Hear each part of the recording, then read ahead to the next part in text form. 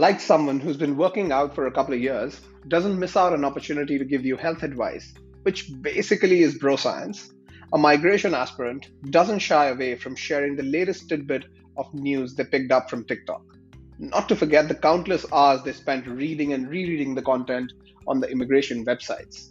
I mean, that has to count for something. This is the payoff. So, next time you run into someone like me trying to give you unsolicited advice on the best immigration strategy, just do them a favor and listen. It's been an eventful week for immigration in Australia. What started off with the PM opening up the borders to temporary visa holders has since snowballed into an array of positive changes to the rules. But all this under the looming threat of new variants of COVID and potential outbreaks. All of us have opinions on what the authorities would and should do. But today, we'll be talking to someone this border drama affects directly.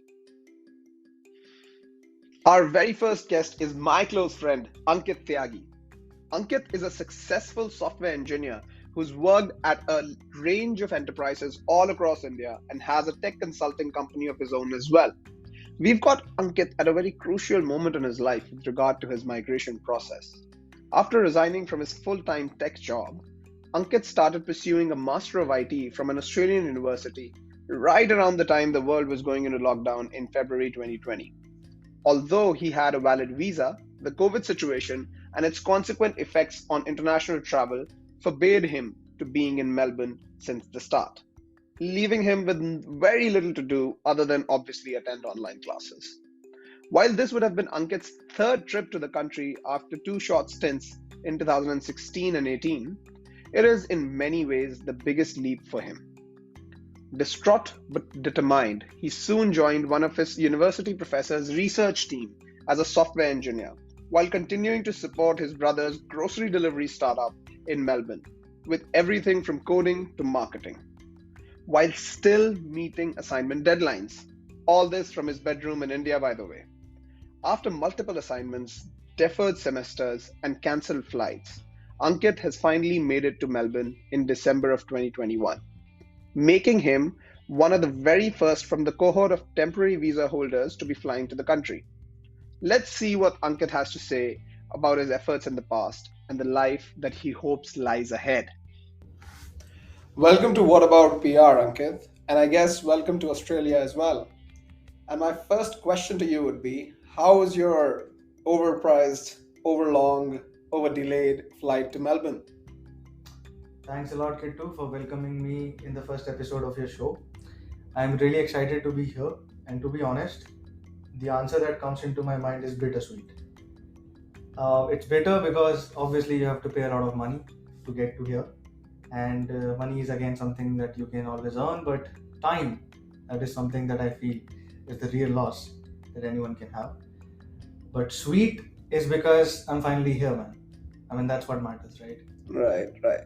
So let's start from the start. Let's start from where you were located, where you're coming from. When did you get sort of the bit by the bug of Australia or just any other country other than where you started off, and what triggered it? How were your family, friends reacting about it?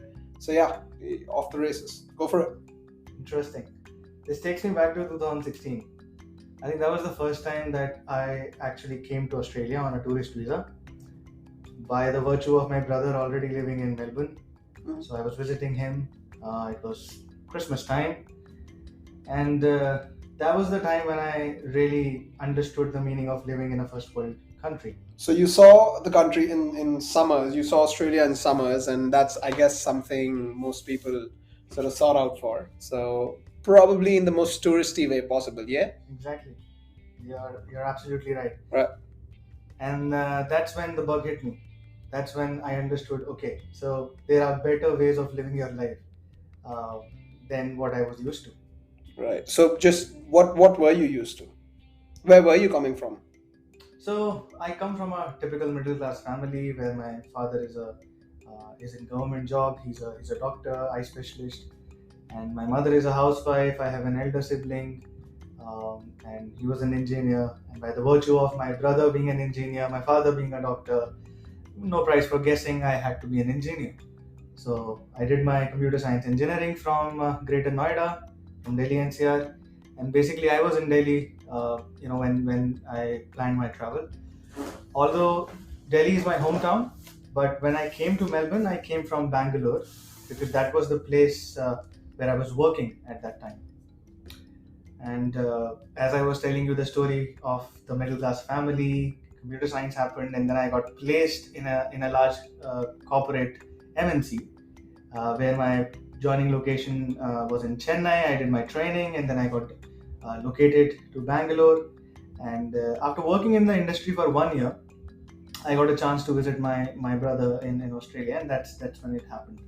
Right. So you start working in 2015, and this is we're talking December 16 when you sort of first touch ground here and experience firsthand the summer and the heat and the beaches and everything that comes with it, and fall in love with it. And then what happens right after that? Do you take up a job? Do you sort of start to process a visa here, or do you just go back to the big job that you had in India in Bangalore?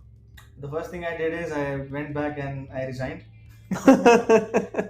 And although it was not immediately the side effect of coming to Australia, I have been chasing to go back to my roots, which is Delhi. And fortunately, I got a job from another corporate in Gurgaon, and it's closer to my home in Noida, so that's how it happened. Right. So just for a little context here, Bangalore is in the southern part of India, and Delhi would be in the northern part of India. Gurgaon, Delhi, they're probably neighboring towns, states, cities. And so you wanted to move from the southern part of India to northern part to stay closer to family. That is the case. That's why you quit, and not really for your love for the kangaroos. That's right. That's how it started. But any change invites more change. That's True. what I've learned in my life. So from there, coming back to my home city, started living with my family for a fair bit, and then realizing that Gurgaon is pretty far off from my home place. How much was that for your everyday travel? I would say 2 hours from each side. 2 hours. So that's 4 hours of travel for work every day. That's right. Wow. And being a person of curiosity, I was not having a lot of time with me after my job to really explore anything. So that's when I decided that, okay, I'm in the same city, but I can still move closer to my workplace so that I can have some more time on my watch. Right. So I shifted to Gurgaon instead of traveling from Noida, and then... Right, so let me get this straight. So you quit your job in Bangalore, which is South India. You moved to North India and lived with your family for a bit.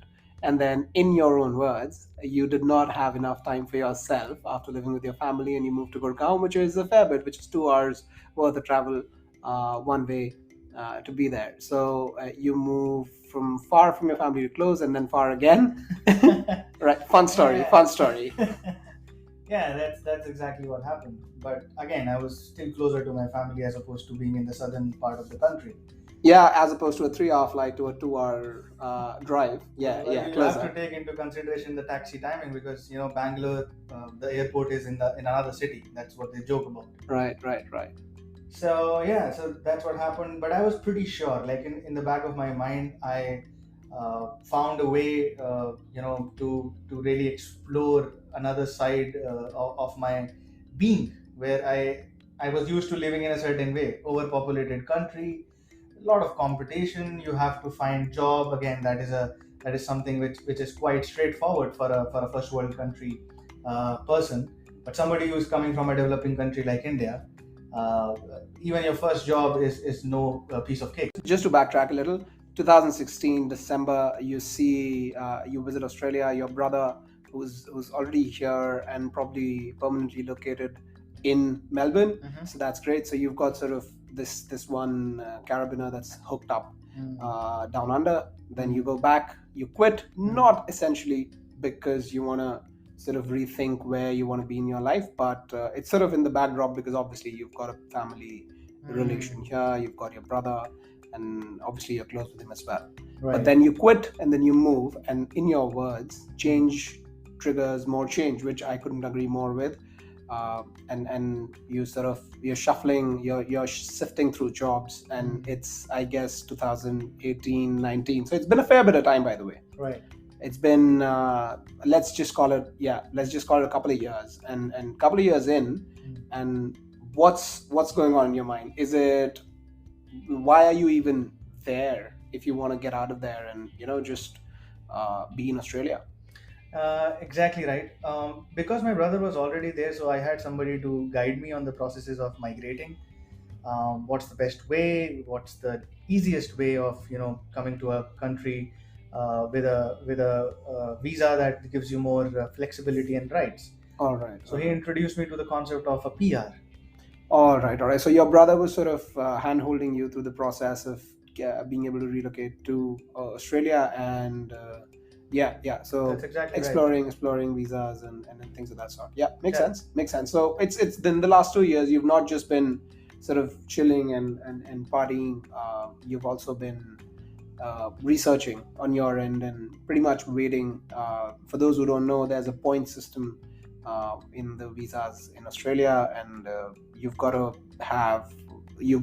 check off certain boxes to be able to have those points, which is a certain amount of work experience, a certain age, and things of that sort. So I guess, you're sort of building equity as you go in India, in Gurgaon, where you were at that stage in 2018.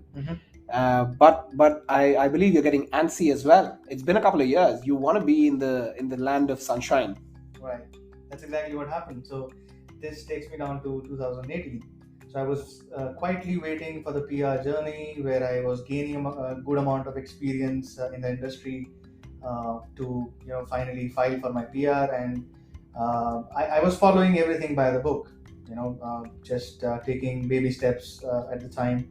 I cleared my IELTS. I did all the minimum requirements that are there to apply for this sort of a pathway. I did all of that, but unfortunately, things were not moving. Like, I was still there in India. My number of year of experience was gaining. All sorts of things was happening, but I was very keen on pursuing this journey, and because my brother was already there and he didn't go there on a student visa, so that thing was something that was still unexplored.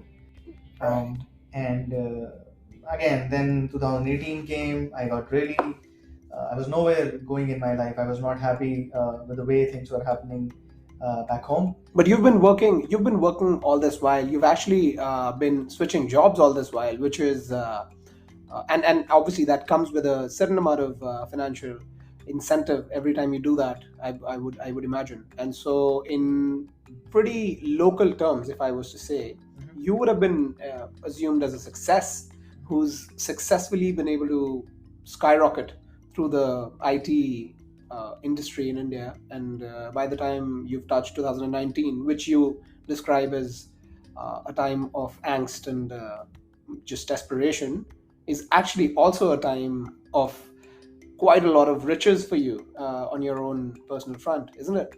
That's right. That's exactly right. But I would say that that was the time when I started losing patience as well.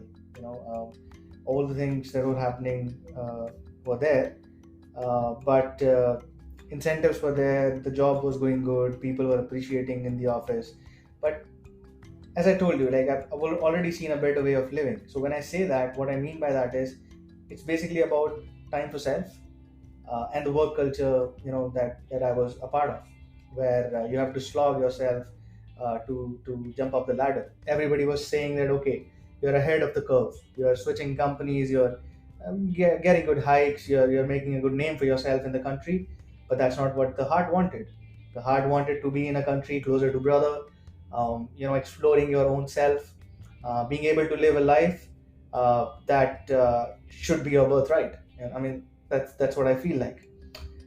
So that's when the big day came, where I decided, okay, my brother is already there, and I've spent quite a lot of time in the IT industry, and I'm not really happy with the way things are going, in my own way, not from the society's perspective.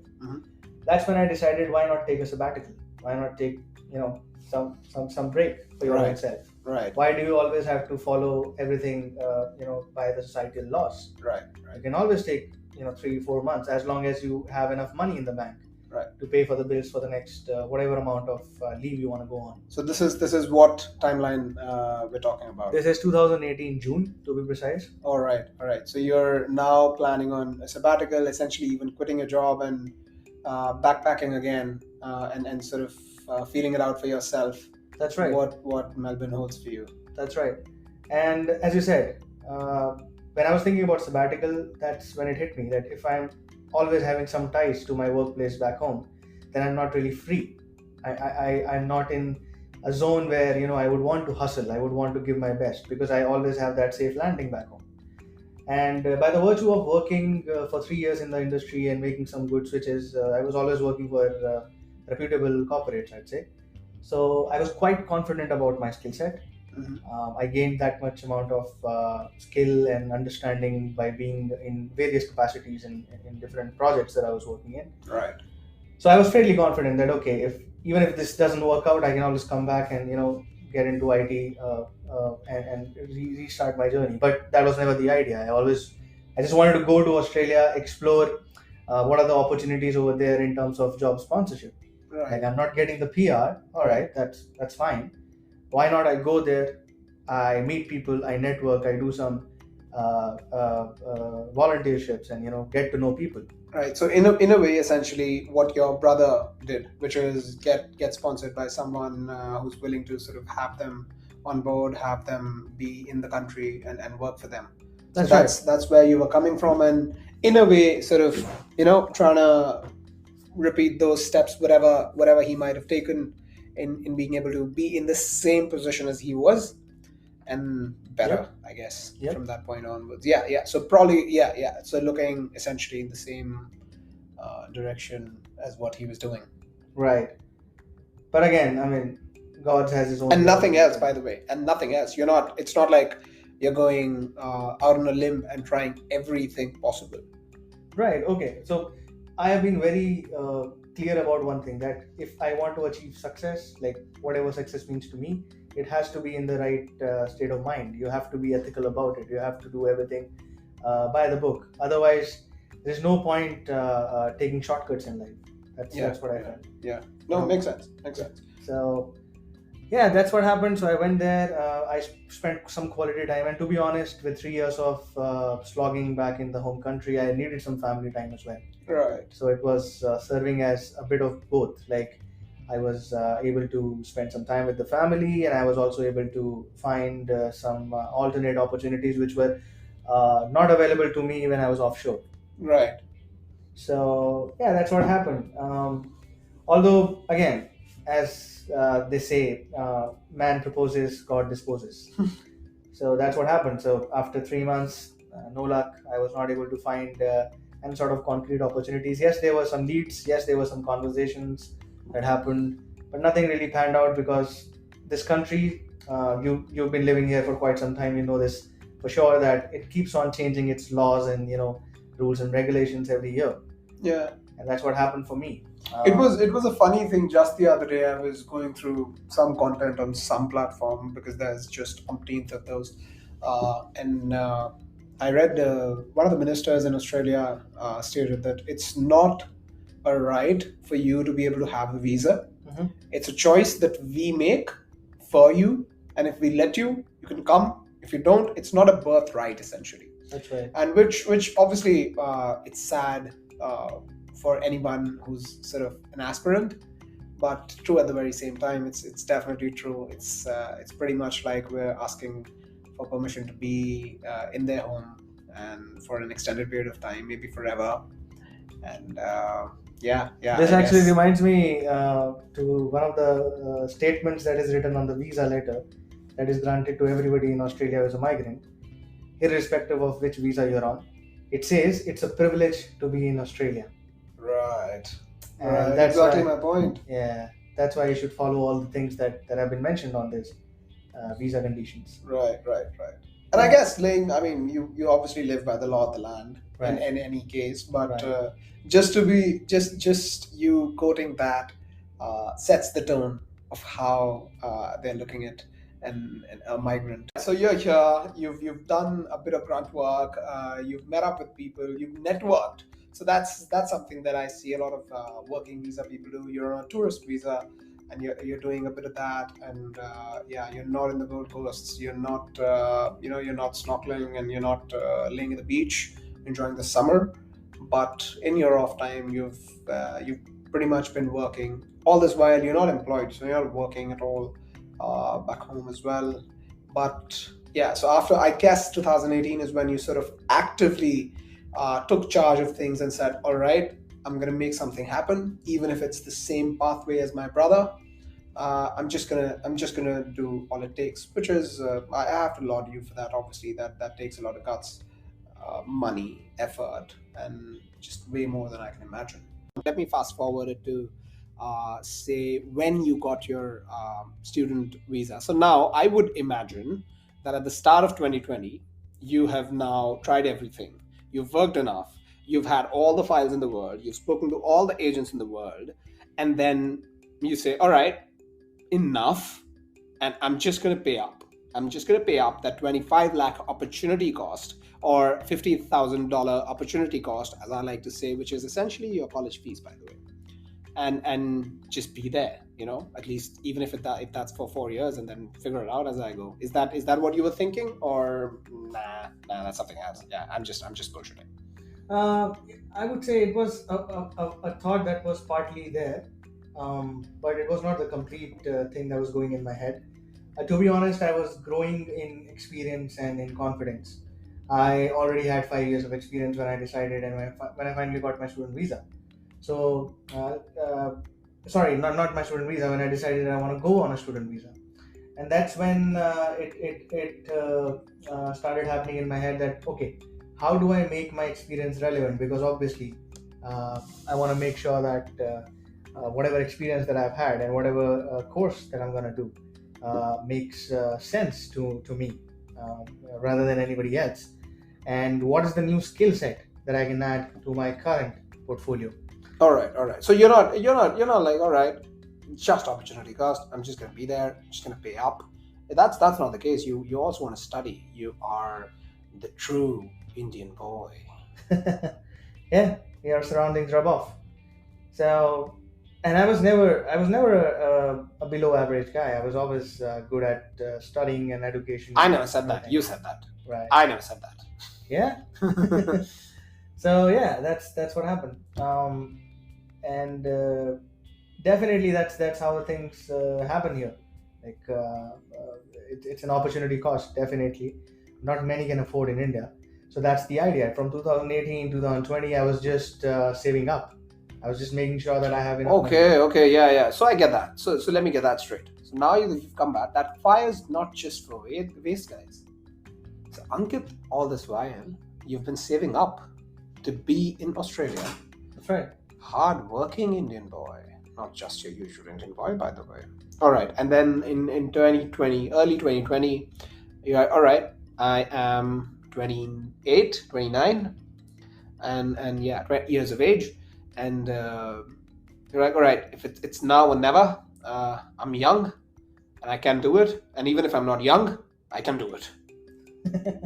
And so, and there you go. You start your degree, and then obviously our dearest friend, COVID, takes away that apple right from your hand. So did you start right before COVID? Were you one of the victims of international borders closing, or was it in the mid of it?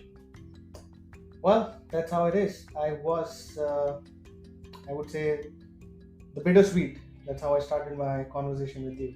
So yes, I was a victim of the COVID pandemic. All right. In terms of travel, that is. That's obviously, right. All of us were victims of COVID. Right. So that was a frustrating period of my life, to be honest. Right now, on the hindsight, I'm talking about long journey, but I never used the word struggle.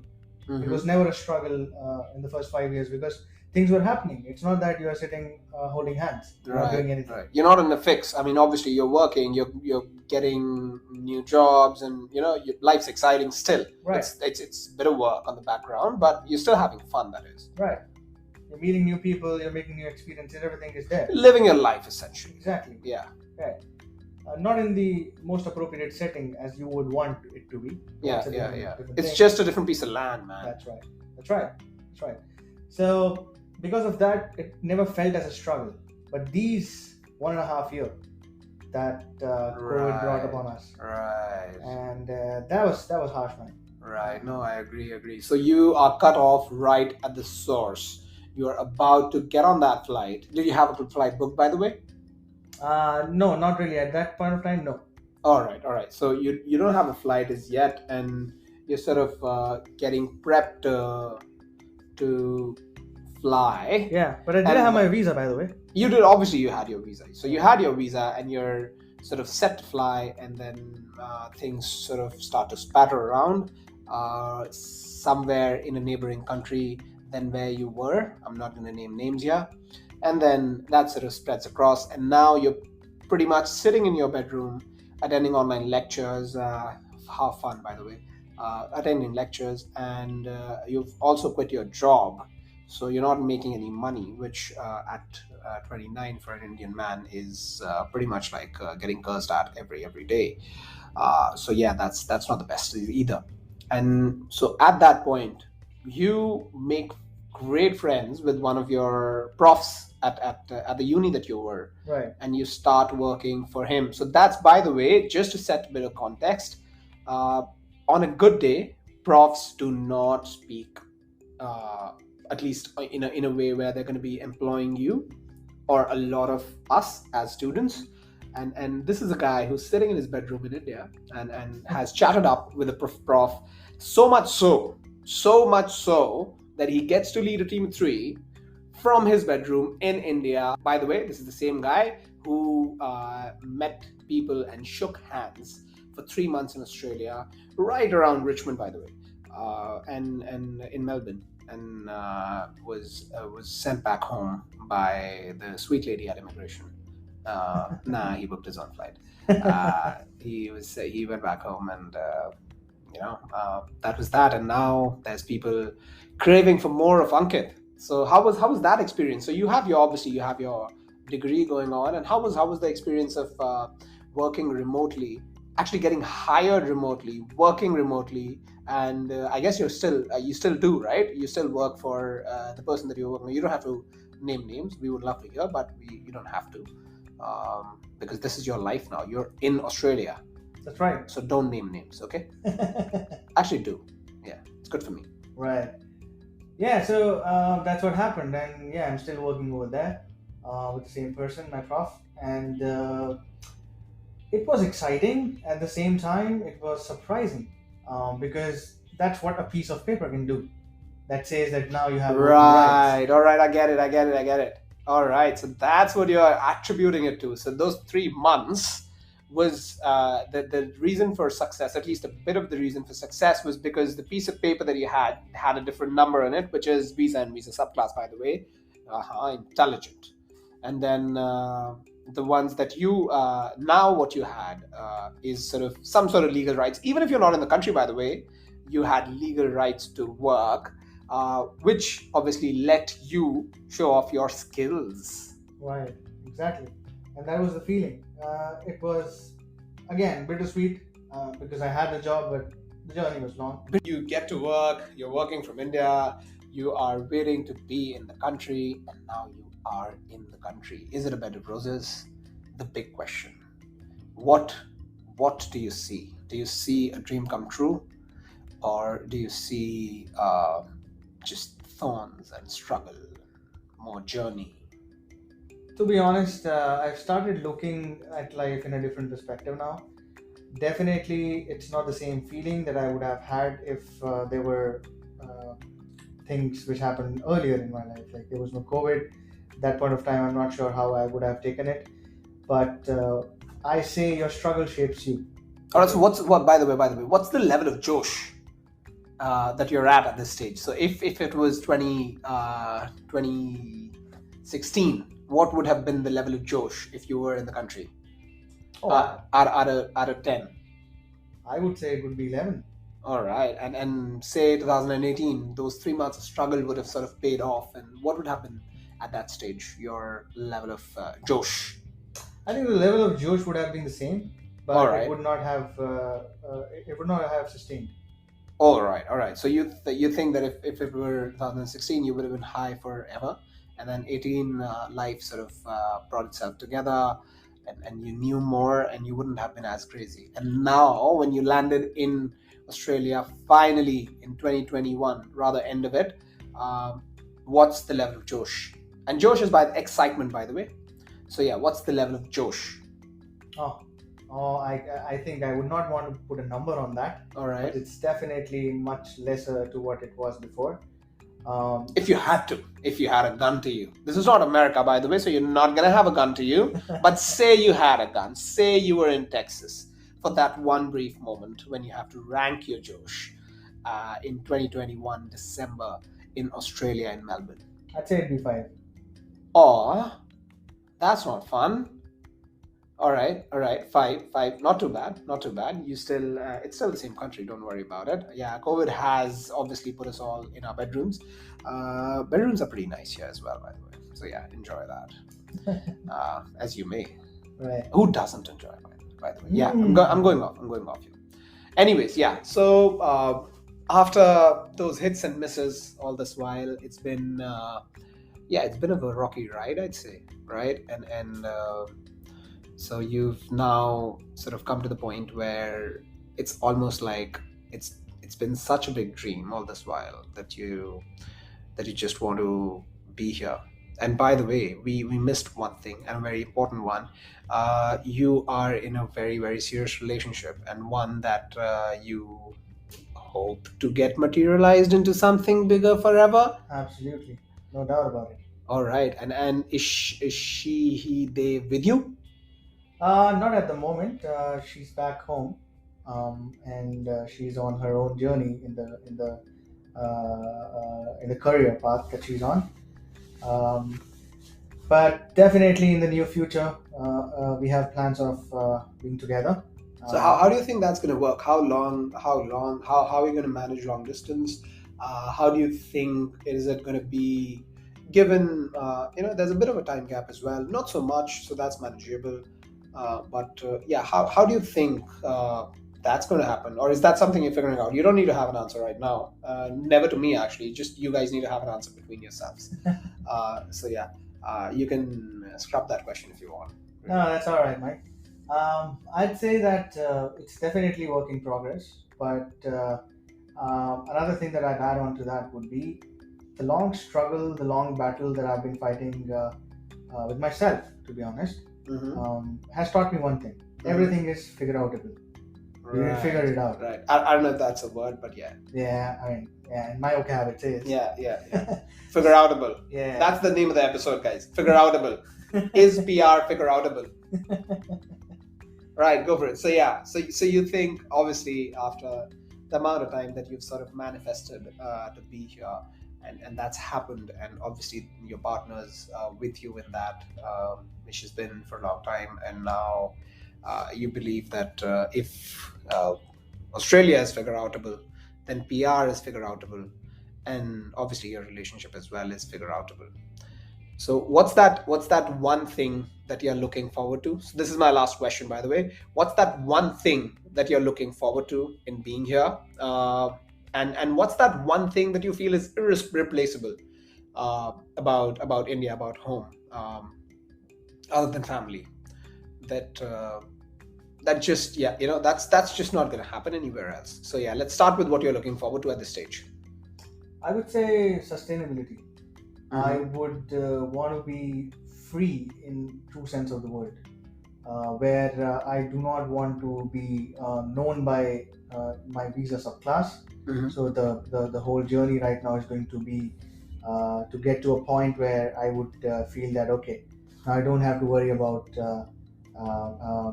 not having rights to work, or I have to fly back, not of my own choice. No, you said it, free in the true sense of the word. I mean, that's strong. That's strong. I'll 10 points for that. Yeah, my Josh is 11. Yeah, 100%. Right. And what's that one thing that's irreplaceable? That's just something. It's, you don't even have to miss. You just know that that's not happening. I would say after spending a good amount of time in your own home country, making friends and everything, your family over there. Right. Um, you do miss being there with your own people, Right. speaking right. your own so language. the people Yeah. and the language. That is. Exactly. Yeah. Right. And we, you give this answer speaking in English, which is your second language, while we have been speaking in Hindi for the last 48 hours since we met. Right. Yeah. Love it. Love this so much. All right. So that was Ankit and that was Kittu for you guys. And thanks for listening. You can get your podcast wherever you get your podcast. I'm not here to give you options of those sort, right? So do your thing. Stay positive. Come back here to know what about PR. Come back here to know in a few years to see what happened to Ankit. Is he still with her? Did he get a PR? Where did he buy his first house? Did he name his kid Kangoo? And much more. Ooh. That's a good name, right? All right, guys. See you then.